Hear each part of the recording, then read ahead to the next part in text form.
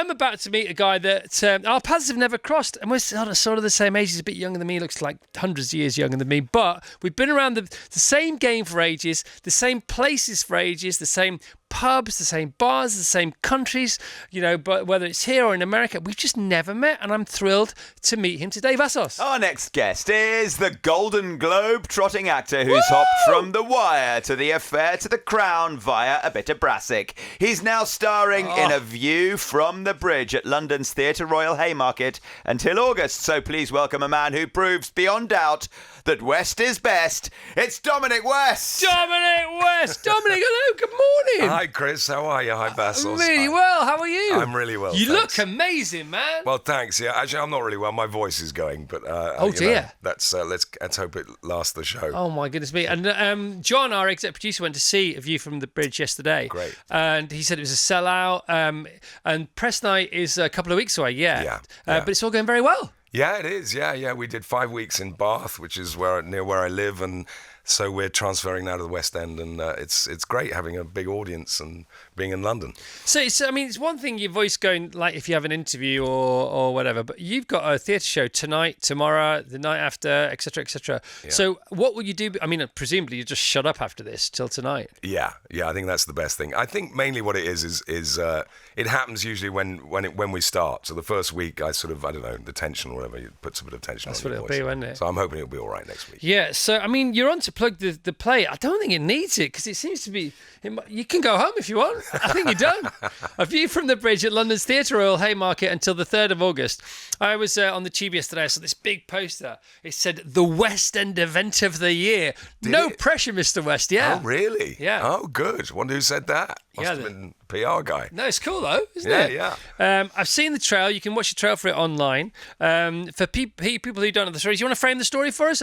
Obviously, a very, very famous Arthur Miller play. Yeah, it was an Arthur Miller play written in the 50s. It's about a family of a longshoremen in Brooklyn in the 50s who they welcome in some illegal immigrants who are their family from Sicily, and they all hell breaks loose. All hell breaks loose. Okay, you can't take your eyes off it. There's a punch, isn't there? We're very taken with the punch. There's a dramatic punch, and you punch someone. Oh, I punch. Oh, yeah. Do you remember the play you're in? Yeah. So it's a really pivotal moment, isn't it? We were very impressed with the punch. Oh, good. Yeah, we have a whole boxing fight. Yeah, my character Eddie. He's an ex-boxer, and he can't stand his cousin, who fancies his niece, who he lives with. Yeah. And he's jealous of him, so he challenged him to a fight. Yeah. Or he says, "I'll teach you how to box." So I teach him how to box and then punch him. It's a low blow. I was saying to John, he went to see it yesterday. He said it was great, by the way, and he says packed house matinee. I think it was packed house. Was it matinee yesterday? Yeah, it was. Yeah. He said it was packed out in the afternoon. Not an easy feat nowadays in theatre land. So congratulations. Thanks. And I said, how was the accent? He said, well, of course, he nailed it yet again, because you have previous as a Brit with American accents. Can you take us through your career in American accents, please? Well, I suppose it started with, Baltimore. We're on The Wire, where I wasn't actually allowed to do a Baltimore accent, which is quite an odd accent. It's sort of, you going down the ocean horn. It sounds a bit like that, like Hairspray, basically. But so I did a sort of general American cop there, and just about got through it. And then I did The Affair, so that was a bit more New York. And then this one is Brooklyn. It's 50s Brooklyn. It's everything's at the front of the mouth, and you talk like that. It's great. It's The Sopranos, basically. So if you had to watch something to help you with that accent, would it be The Sopranos? Would it be De Niro? What would it be? I think The Sopranos. I watched a bit of The Sopranos, but mainly what I did was there's a guy on The Wire called Dominic Lombardozzi who played Herc, one of the cops, and he's an Italian Brooklyn guy, and so I rang him up and I said, good. "Dom." And he went, "Dom." He calls me Dom, and I call him Dom, and because we're called Dominic. And I said, "Dom, come on, you got to help me with this accent." He went, "Listen, Dom, just don't overdo it." And so I'm trying not to overdo it. Bit of Rocky Bilbao in there as well. I think so, don't you? I don't know. And now Tilly, who's producing our show today, she hasn't watched Sex and the City first time around, so she's now watching it because she's 24. 24? 23, sorry. And so she started watching the first series of the original Sex and the City. And she's like, oh my God, it's so good. And we're like, yeah. Now, I've never seen The Wire. Okay. So I can go and see The Wire because people say the same thing to me about The Wire. Yeah. Just tell us about your journey, because it's fame, it's the love for The Wire. What makes the show? Because I love The Affair. I was all in on The Affair. That's dirty man. Watching that. What a program, though. Thank you. What a clever conceit. So tell us about The Wire first. Tell us what it did for you, how you got the gig. How was it when a show is so beloved as that? What is the relationship with the audience? And obviously you still hold it very fondly in your heart now. Yeah, no, it's amazing, that show, because we finished it 20 years ago and still people come up in the street and they... 20 years ago? Yeah, and they I think still people are watching it for the first time, and it was a sort of... It was that really it was a golden age now for television, but it was the start of the golden age because I suppose box sets came out and you weren't slave to advertisers. And so those great shows like The Sopranos and The Wire 24 as well, wasn't it? 24 and all those amazing shows. And I don't know how the hell I got cast. Well, I did. I put myself on tape and they wanted Ray Winston, but he didn't want to live in Baltimore. No! So they got me. And so I chalk and cheese. I know it was a bit, but so I don't know. I got lucky, and no one watched it for about 3 years except lawyers and gangsters, and then it suddenly hit in this country, and it's sort of grown in stature and in popularity since then. Isn't it interesting that those shows that lagged? But Breaking Bad was like that, wasn't it? There's a 3-year lag, and you think, well, that's not going to work, that's not going to happen. And then they became the biggest shows in the world. Yeah. Sopranos not dissimilar, I don't suppose. Yeah, well, I know The Sopranos was always huge, but I suppose The Wire is quite difficult to get into. You have to do 4, I always say. You have to do 4. If you do 4 and don't like it, then you can stop. But you can't stop before 4 because it takes a while to get into. Is that your rule for all box sets or just The Wire? No, just The Wire. Interesting. The Wire, yeah. Have you heard about the rule for reading a book as you get older? What's that? So if you're reading a book, this is usually fiction, not non-fiction, but it can apply to non-fiction, but it's better for fiction, is that you have to read the first 100 pages minus your age, right? And then you can decide whether there's carry on reading the rest of that. I think I got a better trick. Come on. Read the end. Yeah, or just read the bit that you want to read. That's what I do with op-eds in newspapers. Yeah. In the Sunday papers, I read the last 3, and I actually read the whole article backwards in a way. Yeah. Do you know what I mean? I think that's the best way. And then if you're into it, then you tend to read the whole book. Do you know that's how our memory works? You know how we remember things backwards? Do we? That's how our mind works. God, I was wondering why I couldn't remember my lines. Well, they say if you revise, one of the biggest hacks for students is if you revise backwards, it helps our brain because your brain, you revise forwards and then it has to reverse it. But if you learn it in reverse, you do half its lifting for it. And I don't know, maybe it works. You should know this. That's clever. Give it a go. Yeah, I will. Right, so The Affair, right? Me and my wife, we thought The Affair was amazing. If people haven't watched it, again, you can watch all this stuff now, can't you, forever? Because it's just out there. It's so cool, isn't it? You know, you don't have to wait for it to be shown again. Will it ever be shown again? Where's it disappeared to? It's all there. Can you just speak to The Affair and frame that for us and give us the elevator pitch for what The Affair was? Well, the Affair is it was sort of a new format, or a fairly new format, in that it was a TV drama that showed whatever the story of an affair. I play a family man from Brooklyn who falls in love with a girl in Montauk, which is a beautiful part of Long Island, the most end of beautiful Long Island, place in most the wonderful world. place in the world. Great place to live for a bit. And anyway, he falls in love with her. They have an affair, and it's told from all the different points of view. So it's told from her point of view, his point of view, the wife's point of view, and all sorts of. I mean, God, we did 5 years of it. All sorts of stuff happens. But to the extent that it's the perspective that's interesting. To the extent that the first few shows, it was literally a show of 2 halves, almost the same duration per half, from the perpetrator of this affair point of view, from the male's point of view, and then the second half, the same thing exactly.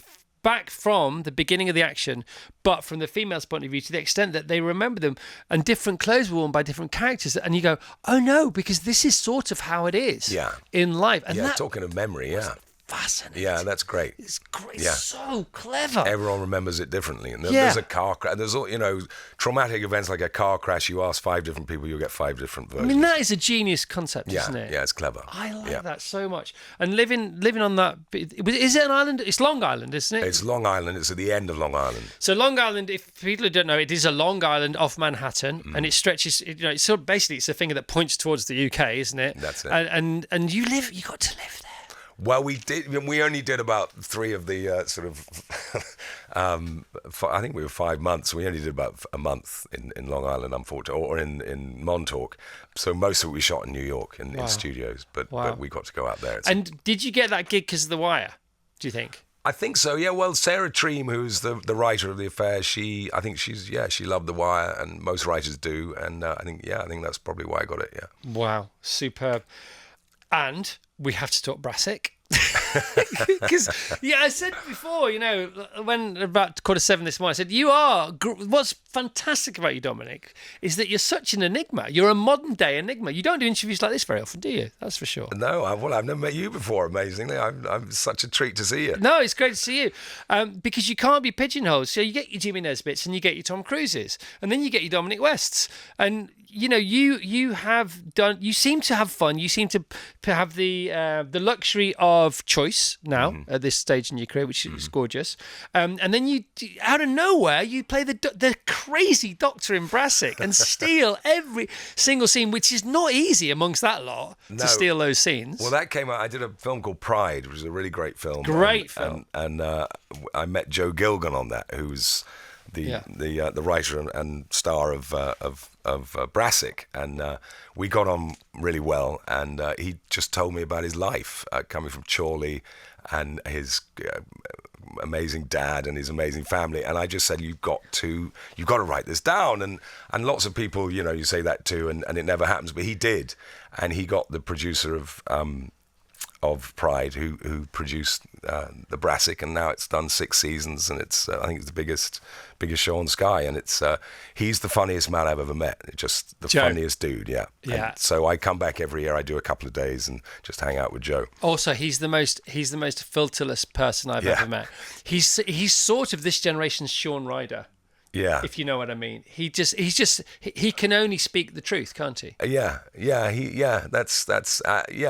that's why he's so funny. But also his background's so funny. I mean, he was a bare knuckle fighter. He's an amazing guy. Yeah, amazingly interesting guy. And your character in that, the Doctor, is the most quietly inappropriate character ever on screen.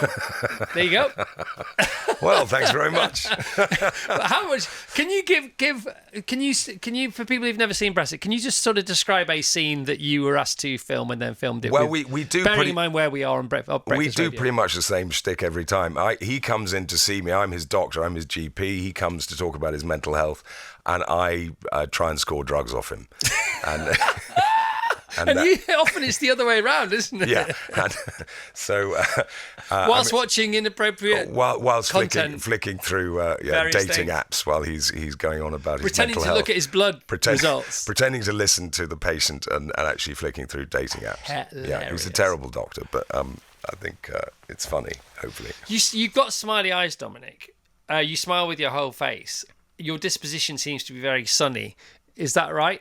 Yeah, I think so. Yeah, I think so. I think I don't know. Hope so. Yes. Do you have a credo? Do you have something you can share with us of how you've lived your life? Do you have a philosophy that you can share with people without being too sort of too self-possessed? I'm asking you the question, so please. I don't know. I mean, I suppose it struck me when you were talking then that I don't know. I've been lucky enough to meet people like Joe Gilgun and. Accidents happen in life very often, very rarely, as a result of something that you've tried to do, and you just have to take those accidents and run with them. I think, and I think with my kids, all I hope is that they find their passion in life. They find what really interests them, because we're not here for very long, and I think you've got to be doing something that interests you, and that. And you get I feel you get intimations from the universe that say, look, how about this door? Why don't you open that door? And I think you've got to be aware of those prompts and go for them. And the only regrets I have is not going for opening those doors. So you've got to be aware of them, and you've got to be available for them to happen to you in the first place, and you have to have that space and that grace to wait and welcome and be there to host your own life, if you like, without getting in your own way. Did you find there was a moment, or maybe not a specific moment, but a general moment in time where you learned to get out of your own? Because that's how I've experienced life. Really? Yeah. That's interesting. I mean, it's certainly true with acting, I think. I find that, and particularly in episodic TV that I've done, that I would read a scene and come in with all sorts of complaints about it and want to change it and the writer would sort of look at you, and it happens a lot, particularly in America, that the actor thinks that they can write better than the writer, and the point is that you're there to act, you're not there to write, and the moment I gave up trying to change the writing of a scene and just I now feel I can play any scene, any writing, however badly written or however well written, I can play it for its truth, and that's the actor's job. And once I sort of resigned myself to that, things got a lot better, I think. So once you sort of got off your high horse, whatever that was, and once you dropped all the resistance, do you think, because I would think if that was me, and I'm going to say this, I'm not going to put words into your mouth, I'm going to say I've been in similar situations, and my resistance to the work that I was presented with was probably my insecurity at not getting it right, so I would suggest something was wrong from the off.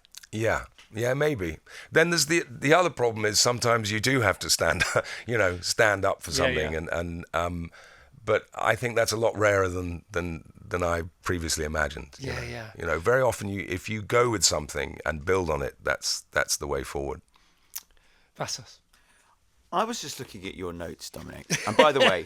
He sounds like a doctor, doesn't he now? I'm just looking at your notes, Mr. West. I've had a text from my wife, Caroline. We're coming to see you in this play. I just can't wait. I've heard such good things from John, and it's such a good play. So I can't wait. Thank you. A view from the bridge at the Theatre Royal Haymarket. But just above that, tickets available now via trh.co.uk. Just above that, it says, Dominic was awarded an honorary degree for services to the arts from Sheffield Hallam University in 2010 and an honorary doctorate from the University of Sheffield, different institution, in 2018. How do they feel about each other? And the fact that you've gone from one to the other, I'll take a degree from you, I'll take a doctorate from you.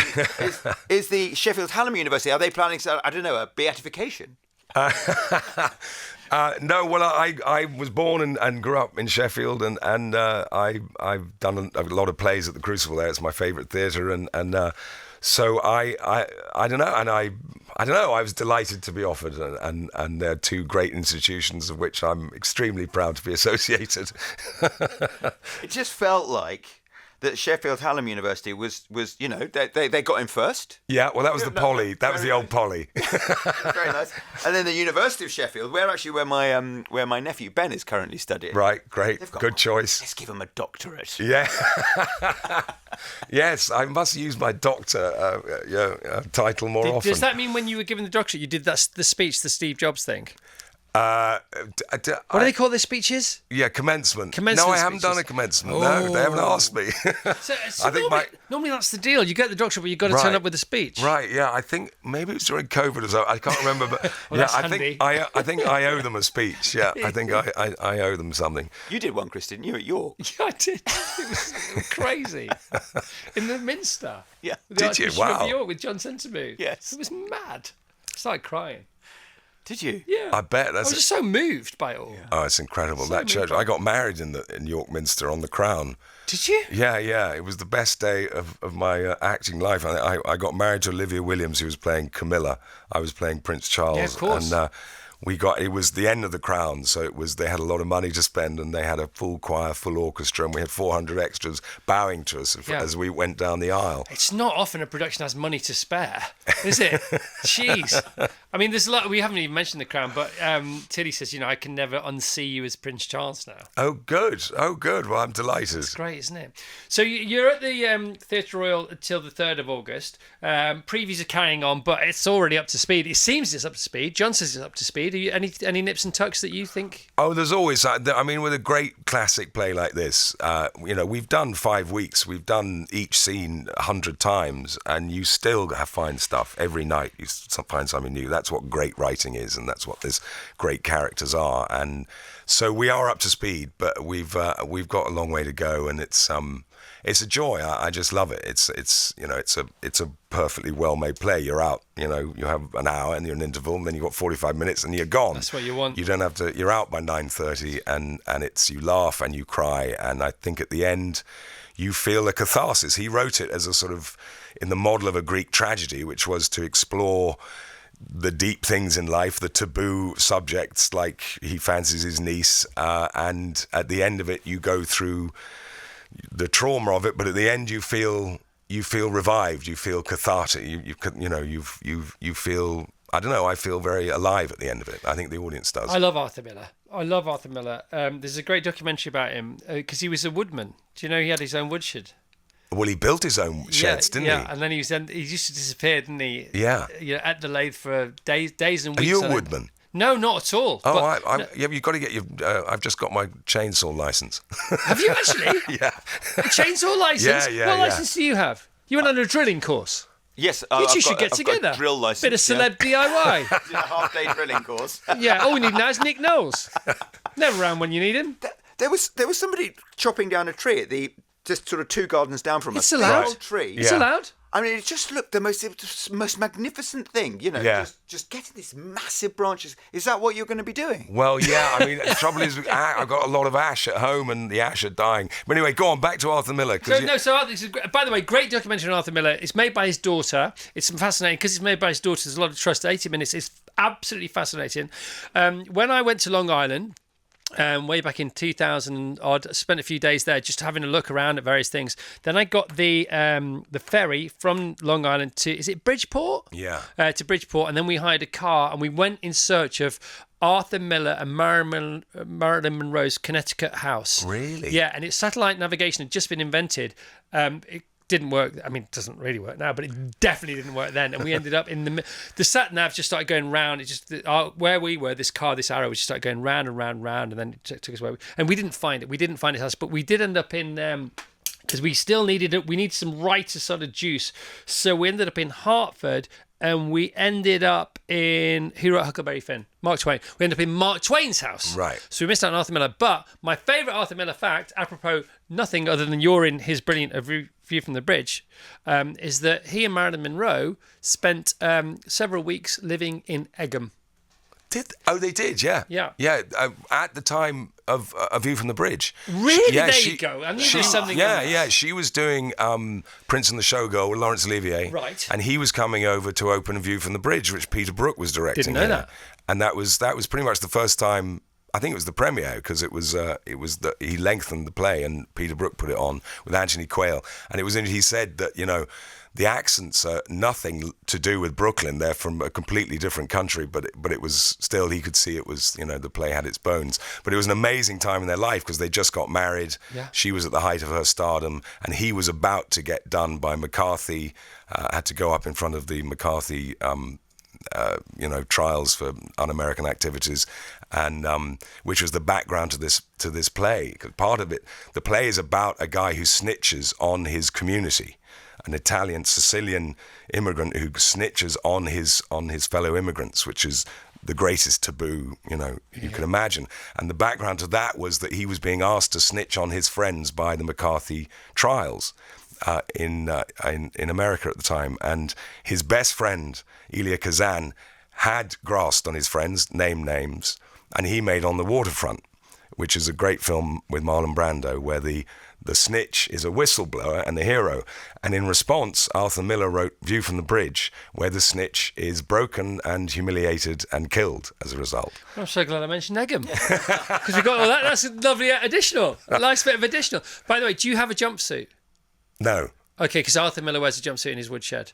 I mean, Does he? it's an overall, but we call them jumpsuits nowadays. Does he? Well, Yeah. he's just the coolest man who ever Do you have lived. one? You don't have one? You No, don't I have must one. get one. I've got a spare one. Have you? Do you want it? Yeah, I'd love it. Because I thought I'd lost mine, because we used to have Jumpsuit Friday on the show. So I bought another one, exactly the same. It's really cool. It's the kind of blue you got on now. You're welcome, Dominic. great. I'll Thanks. drop it off at the theatre. Thanks, Chris. It's great to see you, man. Great to see you. You did not disappoint. Virgin